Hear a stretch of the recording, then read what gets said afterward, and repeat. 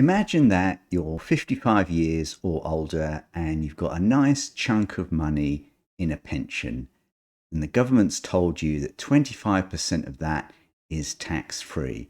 Now, that sounds amazing, apart from what if you think the government are just a bunch of cockwombles and that ultimately they want their hands on all of your pension and not just the 75% that they're allowed to tax? In that case, you might just dump out all of the 25% tax free and keep it anywhere they can't get their mitts on. You'd even put it under your mattress if you had to. And a lot of people have done that. Even in the run up to the last budget, people were dumping tax free cash from their pensions left, right, and centre. Now, a more sensible thing to do if you did want to take it all up front would be to invest in a short term UK government bond that has a low interest rate, so a low coupon gilt. These instruments are free of capital gains tax, and because the interest is quite limited, although it would be taxable, it could probably come within your tax-free allowances.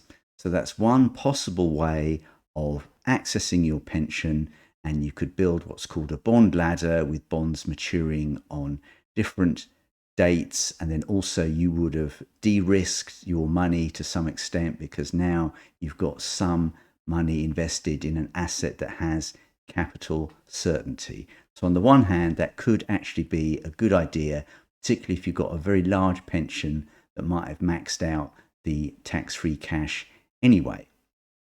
And then another option would be to use what's called UFPLS, and you take 25% of every withdrawal from your pension as tax-free, and then 75% would be taxable.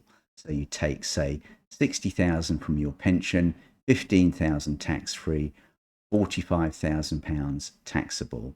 And then over a period of, over 10 years, you'd be slowly eking the tax-free cash out of your pension. And you can see that the problem with that is that regulations might change during that period, and it's kind of quite inflexible the way that you're taking money from your pension. And it's wrong to speculate that all these taxes are going to change and this is going to happen and that is going to happen. We have to optimize for what's currently going on in the present moment. We can't just assume something in the future. However, at the moment, a lot of the tax allowances are frozen. They're not growing with inflation. So in 15 years' time, if the maximum tax-free cash is unchanged, then there's quite a lot of people that could hit that limit, especially if you take into account what they've taken out of a pension as well as still what's left in it. So that then brings us to a third option, which is known as flexible access drawdown. And this involves taking the tax-free cash really just as and when you want from your pension, and you can separate out the tax-free cash from the taxable cash, so you've got full flexibility around how you access things. So as an example for Flexi Access Drawdown, I might take out my personal allowance as taxable cash from my pension, and then maybe say £60,000 tax-free cash from my pension, put £20,000 of that into an ISA where it can grow unrestricted, tax-free, and then spend the 40,000. And then maybe in the next year I could repeat it, or I could maybe even take out slightly more tax-free cash if I was still concerned as to what the government's plans might be. And if I'm more phasing how I'm accessing my tax-free cash, then I can maximize its returns. I can put it more on the stock market rather than in the low return of a government bond. And that way I can end up ultimately with more money in my pocket in later life. But ultimately, what's right for you is going to depend on what other assets you have.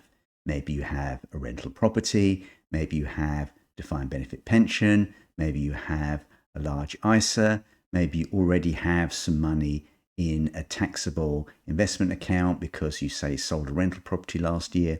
So you need to take all these things into account to really work out what is best for you. Although I would say that Flexi Access Drawdown can generally weave its way around all these obstacles, come up with something that is optimal. So we can put all this together into a wealth plan or a retirement calculator, and we can model it in a spreadsheet that has unlimited flexibility and that's fully transparent. So we can look at things like wealth over time, our sources of income or the order in which we're going to access our investments, the tax we're going to pay and what tax band we're going to be in. And then we can compare our wealth over time under different scenarios to work out what's the best one for us. If you're interested in finding out when you can retire, how much money you can spend in retirement, and how to minimize your income tax in retirement, then I'll put a link in the description for my website and how you can contact me.